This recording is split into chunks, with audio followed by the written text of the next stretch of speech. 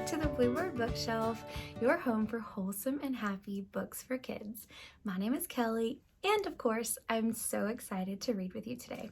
The book we're reading today is very, very special to me because it's about how to send a hug. Now, I know about hugs. I know that a hug is when you wrap your arms around someone that you love. But how can you send someone a hug if you miss them and they're not with you? Well, today we're going to find out. This book is very special to me because there are lots of people that I love and would love to send them a hug. Are you ready? Let's read. Ooh, look how pretty this book is. How will you know your hug arrived safely? Because when you send a hug, you just might get one in return. Let's find out how to send a hug. It's written by Hayley Rocco and it's illustrated by John Rocco. I wonder why she's chasing a goose. Let's find out. I love hugs. I've been told I'm really good at giving them. I can give tall hugs, I can give short hugs, I can even give you a "sorry, I hope you feel better" hug, very gently. But sometimes it's just not possible to give a hug, like the one I want to give my Grandma Gertie, who lives so far away. Her hugs smell like roses. This reminds me of my mom. It looks like her in her garden with the butterflies. I wish I could give her a hug too. Let's find out how. We talk on the phone a lot, but it's just not the same. We talk on the computer, but even that's not the same. Luckily, I learned how to send a hug. Let me show you. Oop, art supplies. First, get something to write with. This marker is my favorite.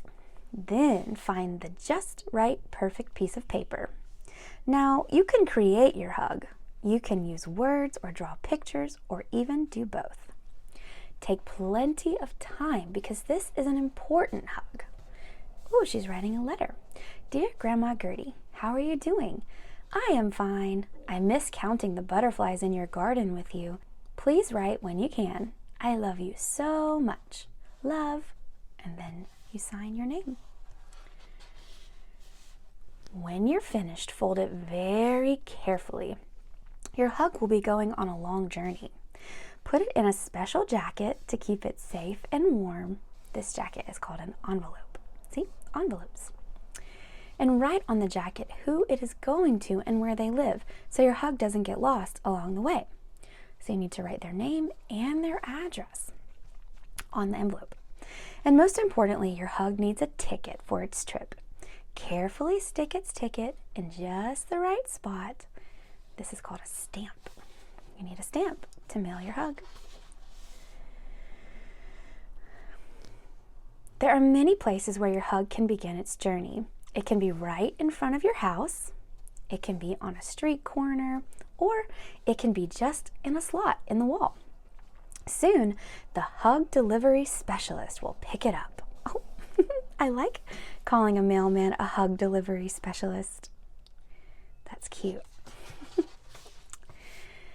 They will take it to a special building where all the hugs are sorted and their jackets are stamped so that they all end up at the right place. Can you imagine all the hugs that go through there? It must be a lot. Look how many trucks they have. Do you have a truck like this that visits your neighborhood to deliver mail? I do. Look inside. Wow. Here's a hug delivery specialist with many hugs, and another one, and another one, and another one. 2 more. There and there. They are sending a lot of hugs. Then you have to wait while your hug completes its journey. They're waiting. And wait. And wait. This is the hardest part. I've been told I'm not very patient. I like to think about all the hugs and the journeys they go on. Some fly through the air, some go over waves, and some ride past prairies, over hills, and through mountains. Look at that big mail truck. It says U.S. Mail, carrying lots and lots of hugs. Right now, hugs all over the world are being delivered by 2 legs and 4 legs, by 4 wheels and 2 wheels, by skis, by carts, and even by boat. And when they arrive after their incredible adventure, the real magic happens. Wow, look at all the people receiving hugs. There's a hug, and there's a hug, and there, and there, and there, and there. There's so many. I like all these people. This family got a hug. He got a hug. Grandma Gertie got one. This military man got one. I'm sure that means a lot to him. They have a new baby, and they got a hug. The Eskimos got one. And so did this old grandpa.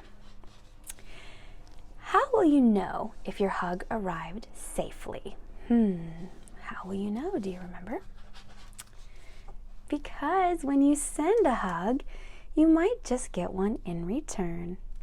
Look, Grandma Gertie wrote a letter back with rose petals. There's their hugs. It may even smell like roses. There she is with her hug from Grandma. Here's a letter from the author about this book. Let's read it. Dear reader, when I was little, my mother, a kindergarten teacher, helped me practice the alphabet by writing letters to family members who lived far away. Writing letters was how we stayed connected, as long-distance phone calls were very expensive. At least that's what my mom said. The excitement of writing and receiving letters was a big part of my childhood. One of my uncles, who traveled quite often for work, would send postcards and letters from all over the world. I loved studying the exotic postage and could tell from the date stamp how long the letter took to arrive. These messages traveled farther than I could imagine. When I'd leave home to visit family in California during the summer, I'd write to my best friend, who would be visiting her grandparents in New Jersey. Knowing our letters were going to be hand-delivered all the way across the United States for the cost of a 25-cent stamp made it all the more exciting. We'd challenge each other to see how much we could stuff into an envelope, whether it was pictures, cutouts of movie stars, labels, or stickers. One time she sent me some clippings of her dog's fur in a letter. That's funny. Today it is easy, quick, and pretty much free to make a phone call, send an email, or text. But the magic of writing and receiving letters has never left me. I still have letters from my grandpa that I look at from time to time. His words and drawings bring me right back to our time shared together. I hope you can find the time to experience the same sense of magic I had when I was young, and like me, you will be able to hold on to the people who mattered in your life through the letters you shared. Thank you for reading this book and for sharing your hugs with the people you love. Yours truly, Hayley. The end. I hope you enjoyed reading and learning about how to send a hug today with me as much as I enjoyed reading with you. I'll see you next time. Bye.